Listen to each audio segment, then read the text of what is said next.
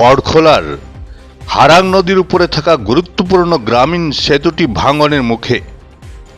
বড়খোলার হারাং নদীর উপরে থাকা গুরুত্বপূর্ণ গ্রামীণ সেতুটি ভাঙনের মুখে পড়েছে। নদীর প্রবল স্রোতে ইতিমধ্যে সেতু সংলগ্ন জনস্বাস্থ্য কারিগরি বিভাগের জল উত্তোলনের একটি বার্জ তলিয়ে গেছে। প্রতিদিন এই সেতু দিয়ে স্কুল পড়ুয়া সহ বহু মানুষ চলাচল করেন। বর্তমানে সেতুটি ভাঙনের মুখে পড়ায় স্কুল পড়ুয়া সহ পথচারীরা ঝুঁকি নিয়ে পারাপার হচ্ছেন। এ ব্যাপারে প্রশাসনের দৃষ্টি আকর্ষণ করেছেন এলাকার জনগণ। Bureau report, Barak vision.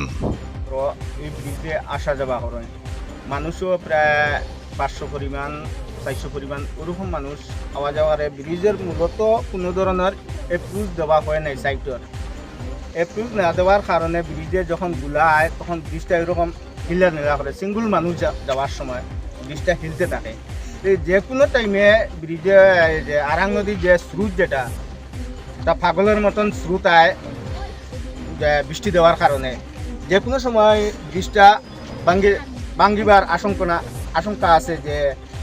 যে কোনো মুহূর্তে এই যে এইবার যে আরাং নদীর যে স্রোত যেটা প্রায় 50% স্রোত ওভাবে আছে। যে এখন ওই মাত্র আমরা যখন নদী পার হয়েছি তখন ব্রিজটা নীলা করছে যে আমি সিঙ্গুল মানুষ যাওয়ার সময় যে কোনো মুহূর্তে এই ব্রিজটা ভাঙ্গিয়ে যাইতে পারে এপ্রুভের কারণে।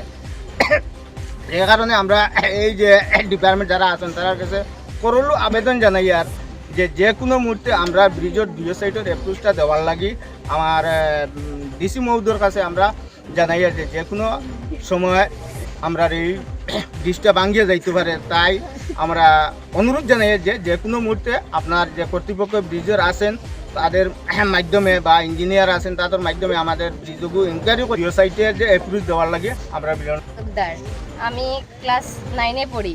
আমরা এই ব্রিজ দিয়ে আইতে খুব ডর লাগে যে ফ্লাড হলে আমরা স্কুলও আইতে পারি না।